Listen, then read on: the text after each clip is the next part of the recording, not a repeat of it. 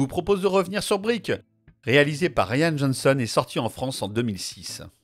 J'aime le cinéma de Rian Johnson, que ce soit l'excellent Looper, où le réalisateur nous proposait un récit à la Akira, matinée de Terminator, son réjouissant à couteau tiré, sans oublier l'un des meilleurs Star Wars jamais réalisés, le Star Wars 8.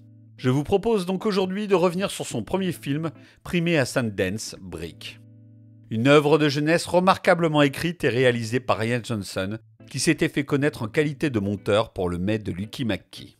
Écrit en 1997, Brick a effrayé bon nombre de producteurs, en raison du mélange des genres présents dans le film. En effet, Rian Johnson mixe ici l'univers du Faucon maltais de John Huston avec le monde adolescent du Brickfest Club, signé par John Hughes. Brick sera donc tourné à l'économie, avec un budget de 450 000 $, récupéré auprès des amis et de la famille du réalisateur. Pour diminuer les coûts, les lieux de tournage du film sont le lycée et la ville où Johnson a grandi. La réussite du film tient beaucoup à son acteur principal, Joseph Gordon-Levitt, dans le rôle d'un adolescent rebelle, qui rappelle les héros des romans noirs signés d'Ashmel Hamet. Johnson lui a ainsi donné de l'esprit par le biais de dialogues très écrits et n'hésite pas à mettre en avant son charme animal dans certains plans très iconiques. Il dote surtout son protagoniste principal d'une détermination sans faille, la principale caractéristique des privés des romans noirs. Rian Johnson s'inspire des codes du film noir afin de créer à l'écran un univers singulier où le spectateur plonge sans avoir l'impression que les actions à l'écran paraissent forcées. En se jouant des codes du cinéma de genre, il distrait le spectateur et réussit à créer un univers cinématographique personnel. Cette approche est un peu la même qu'on retrouve dans son Star Wars.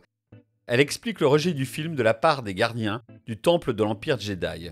Quand Skywalker jette le sabre familial à l'ouverture du film, le réalisateur indique au spectateur qu'il reprend les clichés de la saga pour mieux s'en détacher. Le récit à tiroir dans Brick est passionnant à voir et il rappelle le grand sommeil d'Howard Hawks, le maître étalon du genre. Une histoire alambiquée, parfaitement écrite, où notre protagoniste principal est entraîné dans une aventure sans retour, après avoir caché le corps inanimé de sa petite amie afin de se venger. Là encore, on retrouve des attitudes et des choix propres aux protagonistes de Dashiell Hammett, qui s'impliquent dans leur enquête au détriment de leur propre personne.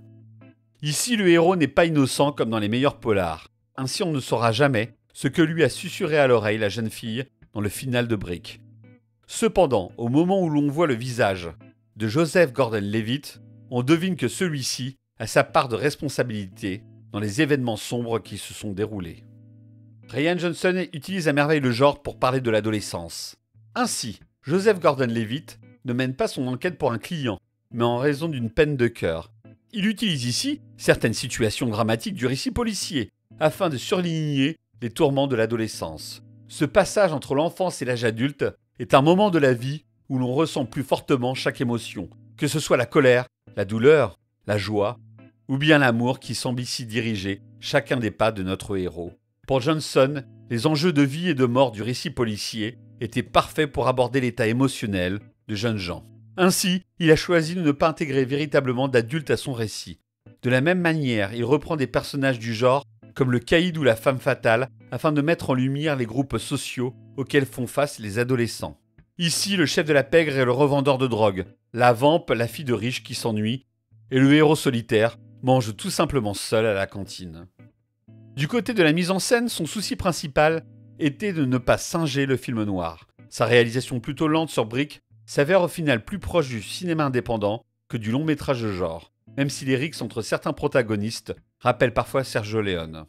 Rian Johnson arrive ici à concilier le réalisme et un goût pour la stylisation. Brick est vraiment impressionnant pour un premier film, car son réalisateur fait toujours les bons choix. Pour réussir un film comme Brick, il faut être un grand directeur d'acteurs qui puisse faire sonner certains dialogues propres au genre policier. Un exploit que réussit Johnson, qui arrive parfaitement à mettre en scène son univers, car il ne traite jamais son sujet avec ironie ou second degré. Au final, un film touchant, témoignant du talent de son réalisateur. À découvrir absolument. Quelques anecdotes pour finir. Rian Johnson a cité Cowboy Bebop comme influence visuelle. En effet, les cheveux, la personnalité et la démarche distinctive de Brendan dans le film sont inspirés du héros de l'animé Cowboy Bebop. Rian Johnson, avant d'attaquer son scénario, avait écrit l'histoire sous la forme d'une nouvelle. Si vous avez aimé cette vidéo, likez, commentez, partagez. Je vous fais des gros bisous. Allez, à la prochaine.